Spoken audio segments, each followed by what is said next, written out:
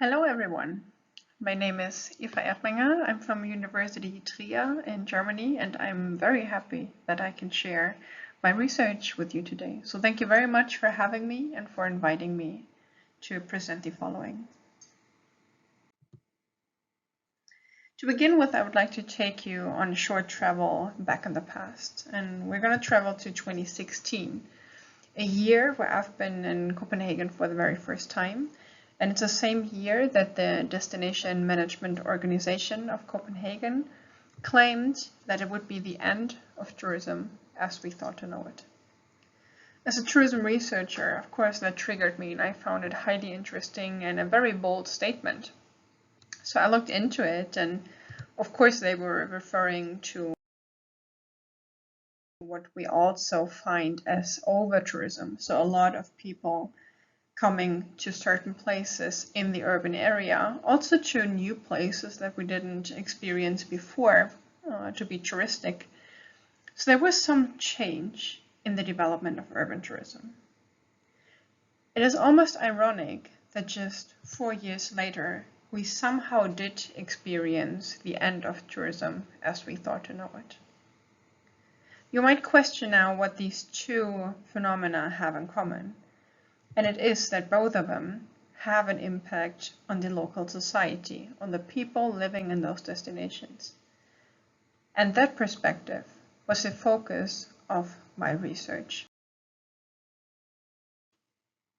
So I'm happy to present to you today the destination governance of local ability, an inclusive approach to improve the resilience of residents in urban tourist destinations.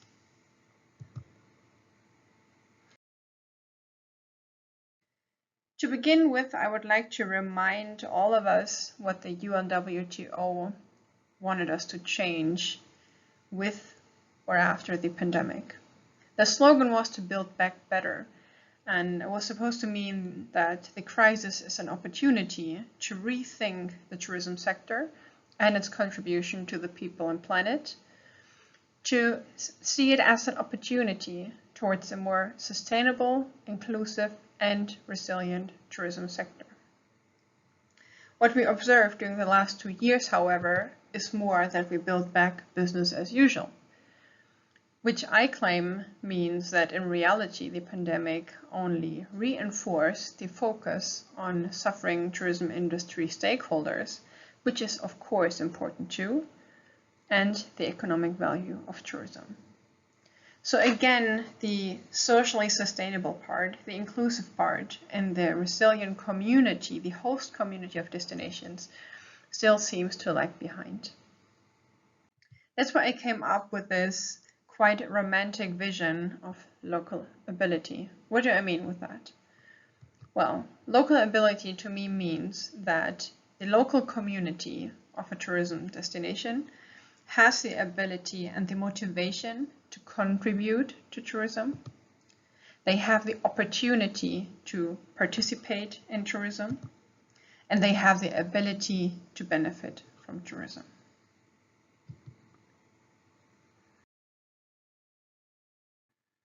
So the research question I want to bring to you today, and as a researcher I'm always guided by such questions, is how can urban residents be integrated in the local destination governance to make the destination resilient and socially sustainable? To answer that question, I combined a method of photo elicitation, which means that you bring photographs to an interview setting, and I decided for focus groups with residents. So I combined these two, and then afterwards I analyzed them following a thematic analysis. What does a photo elicitation mean?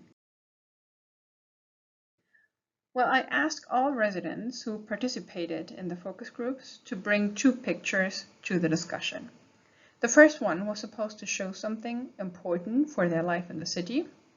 Here, as an example, you see green space, a playground, and a park. And on the right side, you see a cargo bike, which is quite popular in Copenhagen. Below, and the second picture the residents brought to the discussion was supposed to show something that is typical tourism in the city. And here we have, again for the case study of Copenhagen, on the very left side a picture of Nyhavn, that's the harbor, which is one of the most popular sites of Copenhagen. In the middle we have from the case study of Munich, a very large guided tour. And then on the right hand side we have rental bikes, which is again a picture of Copenhagen. So I did this analysis in the two cities that I just mentioned, Munich in Germany and in Copenhagen in Denmark. And I did 5 focus groups in each of those cities. So what did the results show? Well, if we look at the development prior to the pandemic, how tourism kind of increased, especially in urban destinations and also very much from the European perspective, we saw that there is somehow a limit of tolerance. A limit, if we pass that, residents would get upset with the tourism. How was the attitude in Munich? Well, Munich still seemed to be quite relaxed. And I have to say the data is from 2020. So right at the beginning of the pandemic. And the people of Munich, they kind of, like if you would summarize the attitude that I experienced, people would say, there is no necessity to become active. I do not feel disturbed by tourism. Whereas in Copenhagen, there were already a few voices which were more critical.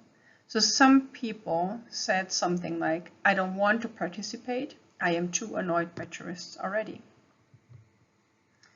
What we would want in an ideal perspective or ideal path, we would want to proactively become more resilient, right? We want to avoid to pass this limit of tolerance, even though we tend to become active once we already start to feel the pain and the negative effects. But let's try to be more efficient and to be proactive and to support the resilience of the host community before we pass the limit of tolerance. I want to share some more insights of the residents who I talked to. I asked them, do you want to participate in tourism? And I got replies like, no, I have no time. I already take care of friends and relatives. That's enough for me. Other people said, I'm not interested in tourists, or I'm already working as a volunteer for something more important. Or another person said, it's too difficult to make plans in advance, and I'm afraid I can't help. So the person thought that he or she would not have the ability and the knowledge to support the tourism development. That was for me a bit unexpected, because I thought people would want to participate in tourism. But with that reality that they actually don't, I took a step back and I asked them, okay, what would have to happen that you would possibly participate in tourism? And they replied that they would participate if someone would inform that that's possible, that that's an option. So many people said, I didn't even know that there's an interest that I would participate. So that's an option. So that is, of course, the first step to enable participation. Then, and that is also very natural for human beings, they want to see a personal benefit from it. And that can be any kind of benefit. It doesn't have to be a monetary one, like no financial benefit. It can also be a social or psychological benefit, but we will get to that later. Then many people also said if it would match my interest, for example, if they would participate in an event which is around soccer or football, whatever you want to call it, and they would then interact with tourists who have a similar hobby or interest, they would be very willing to do that. Another reply was, if it would be as necessary or urgent as, for example, climate change, I would definitely support tourism, but it is not important, right? And I mean, these people are not aware as lay people that sustainable tourism would be very necessary and urgent to fight against climate change. so that connection is simply not made. Other people said, I could help with this if I could help people. If there would be some benefit for other people, like they dedicate their free time to help other people, and if they could do that through tourism, they would be willing to do so. And then we have some people who said, if I could share my story of the city, I would also be willing to participate in tourism, but I do not want to support those mainstream boring stories that are being told about my city, because people could not identify with that. So based on that knowledge, I came to the conclusion that we need the motivation, which could be framed from a researcher's perspective as relational social capital, and that means a psychological empowerment of the people. We will look into examples on the next slide. Besides the motivation, we also need the opportunity, just as much as we need motivation, which would be a political empowerment to support the structural social capital of the community. And lastly, we would also need a social empowerment to give people the ability and the cognitive social capital. Just if we reach all three and not just one of them, we could actually achieve local ability. So let's look into some examples. How can we implement that into reality?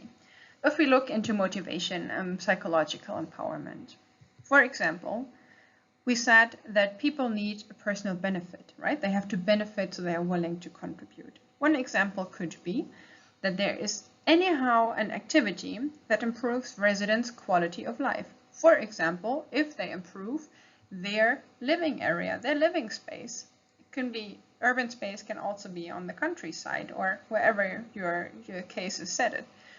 Like they have to improve the area for themselves and for their own quality of life and not just for tourism, because it is a shared space that both parties benefit from, tourists as well as residents. Then another aspect would be to support the local pride and the attachment of the people with the place. And you could also call that to create local heroes. So people who have a really strong bond with the area they live in. And one example could be that residents are invited to join the city tours, and then they could function as local heroes to reply to tourist questions. Then they would have to tell the chance to tell their story of the city and not just the mainstream story. And they would get in contact with tourists and they would get to know the stranger that people are sometimes scared of. A third idea could be to prioritize residents over tourists and also to communicate that. Like it should be that way probably anyways. On a whole community level, but it's also important to make that visible for the residents so that they have the feeling like, aha, okay, we are taken serious and we are important for the community. And that could be, for example, through financial advantages for residents, such as leisure activities, which have a lower entrance fee and similar advantages. But it could also be that there's like, for events, a certain amount of tickets or similar that is reserved for the residents.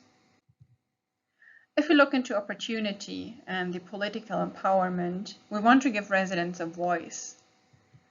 So we want to approach residents. We don't just want to invite them. If you're interested, come to us.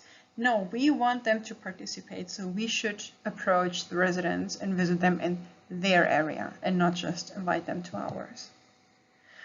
And this sort of communication already signalizes that we want to communicate on eye level. It should be modern, it should be diverse, it should be matching with how the community communicates, and not just top down and in a very unattractive way, then no one is going to listen to us.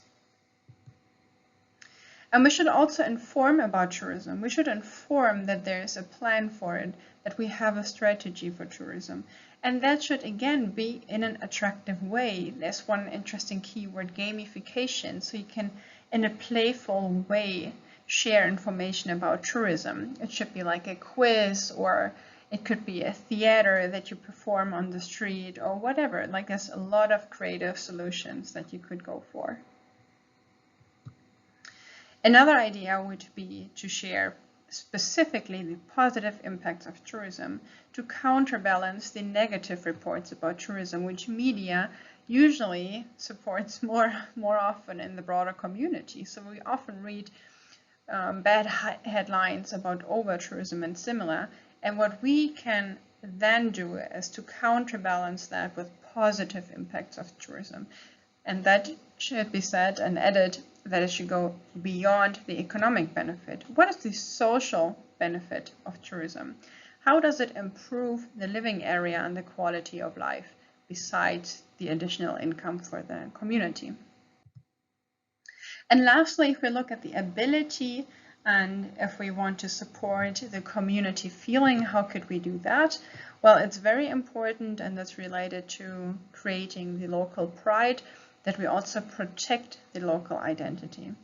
Many residents are scared of alienation, like strangers come to their community and they change the community somehow. So we should listen to the voices of the residents and then with them create, for example, educational brochures, city walks, which are about the local culture, the traditions, the rules, and how the local life works. Like, present the real culture of the people and not just the touristy brochure stuff that you find in tourist guides. And also you could offer volunteering options to residents as well as tourists maybe, so that you have another activity where tourists and residents could meet and where they collaboratively could work for a more sustainable tourism and highlight that we can, through such a fun activity as tourism, work against climate change and make this planet a better place. Related to that, and as mentioned earlier, educate about the local culture, which can again be through gamification. It can be street festivals with art, food, and activities, because we all love art, food, and activities, right? It's much more fun than just reading something or hearing something. So there is no limit for the creativity on how to represent the local culture and to make intercultural events.